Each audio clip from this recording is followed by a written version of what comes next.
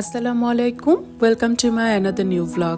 বাচ্চাদের স্কুল ছুটি হয়ে গেছে, হাতে তেমন কোনো কাজ নেই, আর বাহিরে প্রায় প্রতিদিনই দেখা যাচ্ছে ঝুম করে বৃষ্টি হচ্ছে। আর এই দিনগুলোতে বাসায় বসে বসে অলস সময় পার করছি। আর এরকম অলস দিনের লেজি ভ্লগ নিয়েই হাজির হয়ে গেছি আপনাদের মাঝে। প্রায় প্রতিদিনই বৃষ্টি হচ্ছে বলে বারান্দার গাছগুলোকে আলাদাভাবে কোনো স্পেশাল টেক কেয়ার করতে হচ্ছে না, আর পানিও দিতে হচ্ছে না। সব সময় দেখা যাচ্ছে বৃষ্টির এই পানিতেই গাছগুলো একদম সতেজ হয়ে আছে। কিন্তু গাছগুলো দেখে খুবই মায়া হচ্ছিল, কারণ ঈদ করতে যখন বাড়িতে যাব, বাড়ি থেকে এসেই দেখবো গাছগুলো মরে গেছে। তাই খুব করে চাচ্ছি এই কটা দিন যেন প্রচুর প্রচুর বৃষ্টি হয়, আর আমার গাছগুলো যেন এরকমই সতেজ থাকে। মেঘলা মেঘলা এই দিনগুলোতে দেখা যায় তেমন কোনো কাজ করতে ইচ্ছে হয় না, শুধু মনে হয় যেন শুয়ে বসেই দিন পার করে দেই। আর ঘুম থেকে উঠেই যদি দেখি বাসায় নাস্তা হাজির, আর কি লাগে। আমাদের ম্যানেজার সকাল সকাল স্টারেজি আমাদের জন্য নাস্তা নিয়ে এসেছে, আর নাস্তায় ছিল পরোটা, নিহারি, ডাল আর সবজি, আর সাথে আরও ছিল ছোট ছোট আলু দিয়ে বাসায় রান্না করা লেফট ওভার গরু মাংস। মোস্ট অফ দ্য টাইম আমি সকালের নাস্তাটা একটু সিম্পলি প্রেফার করি, বাট মাঝে মাঝে এরকম একটু হেভি খাবার খেলে কিন্তু মন্দ লাগে না। আপনারা তো সবাই জানেন স্টারের খাবারটা বরাবরই খুবই ভালো হয়, তাই খাবার নিয়ে আমি আলাদাভাবে আর রিভিউ করছি না।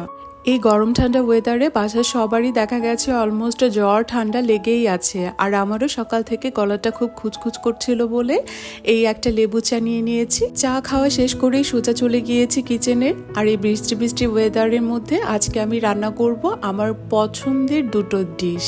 আমার আর আমার হাজবেন্ডের খাবার দাবারের স্টাইল সম্পূর্ণ আলাদা, আমরা দুজনের পছন্দ দুরকম। তাই আমি রান্নার সময় সব সময় ব্যালেন্স করা ট্রাই করি, মাঝে মাঝে ওর পছন্দের কিছু রান্না করি, আবার মাঝে মাঝে আমার। প্রতিবারই রান্নার সময় আমি কাটাকাটির ঝামেলা সব আগে শেষ করে একসাথে দু চুলায় দুটো রান্না একসাথে বসিয়ে দেই। একদিকে আমি মশলা কষাচ্ছিলাম, আরেকদিকে চুলায় আমি বসিয়ে দিয়েছি ঘন ডাল।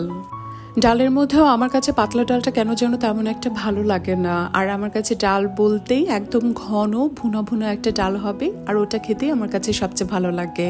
আর এই তো আজকে এক চুলায় রান্না হচ্ছে ঘন ডাল, আর তার সাথে ইলিশ মাছ ভুনা।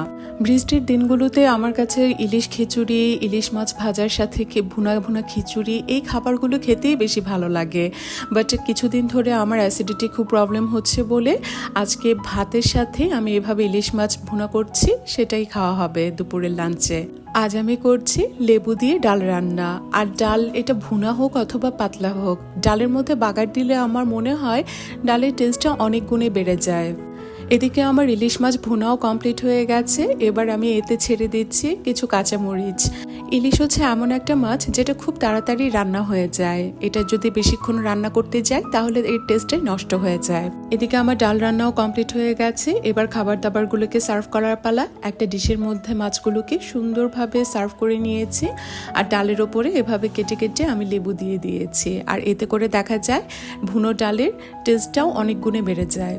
আমার বাসায় ওই দিন ধনেপাতা ছিল না বলে আমি আর ডালে ধনেপাতা ইউজ করতে পারিনি, বাট আপনারা রান্না করলে অবশ্যই নামানোর আগে ধনেপাতা দিয়ে নামিয়ে নেবেন। আলহামদুলিল্লাহ ওই দিন দুপুরের মেনুটা খুবই মজার ছিল, আর আমরা সবাই খুব মজা করে খেয়েছি।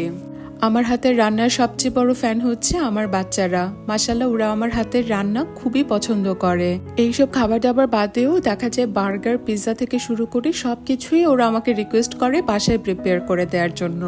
আর আমিও ট্রাই করি সবসময় ওদের পছন্দ মতো আইটেমগুলো প্রিপেয়ার করে দেওয়ার, আর এতে করে ওরা অনেক খুশি হয়ে যায়। আসলে আমাদের সকলেরই উচিত বাহিরের খাবার যথাসম্ভব অ্যাভয়েড করা, আর স্পেশালি জাঙ্ক ফুডস। এই ফুডগুলো আসলে আমাদের বডির জন্য খুবই হার্মফুল। কিন্তু সত্যি কথা বলতে আমার নিজেরই খুবই কষ্ট হয় এই খাবারগুলোকে অ্যাভয়েড করতে, কারণ দেখা যায় উইকেন্ডে আমাদের একটু বাহিরে বের হওয়াই হয় বাচ্চাদের জন্য, আর তখন দেখা যায় যে এই ফুড ছাড়া আসলে উপায় থাকে না। দুপুরে লাঞ্চ শেষ করে একটু রেস্ট করে রাতে এই বৃষ্টির মধ্যে আমরা বের হয়ে গিয়েছি সবাই একসাথে ডিনার সারবো বলে। আমি যখন খুবই রিল্যাক্সে থাকি তখন আমার কাছে বৃষ্টি বৃষ্টি ওয়েদারটা খুবই মিষ্টি লাগে, কিন্তু দেখা যায় যখন খুব কাজের মধ্যে তাড়াহুড়ার মধ্যে থাকি তখন এই বৃষ্টিটা আমার কাছে খুবই অসহ্য মনে হয়। আর ওই দিন রাতে ডিনারের জন্য আমরা সবাই মিলে একসাথে চলে গিয়েছিলাম ভরপেটে। আরিয়া আপুর এই রেস্টুরেন্টের অনেক রিভিউ দেখেছি এতদিন, কিন্তু যাব করেও আসলে আমাদের আর যাওয়া হচ্ছিল না। শেষমেশ আমরা ফ্রেন্ডস অ্যান্ড ফ্যামিলি সবাই মিলে একসাথে এখানে চলে যাই ডিনারের জন্য। আর ওদের ওখানকার ডিনারটা আলহামদুলিল্লাহ অনেক মজা ছিল। আর সবচেয়ে স্পেশাল ছিল ওদের সেই ক্রিস্পি বেগুন ভাজা আর শেষমেশ এই মাসালা সোডা। ভরপেট থেকে পেট ভরে আমরা শেষমেশ রওনা হয়ে গেছি বাসার উদ্দেশ্যে। আর আজকের এই ভ্লগ এতটুকুই। আপনাদের সবার কাছে কেমন লাগলো আমার এই লেজি ডে ভ্লগ অবশ্যই জানাবেন। আর ভালো থাকবেন। আল্লাহ হাফেজ।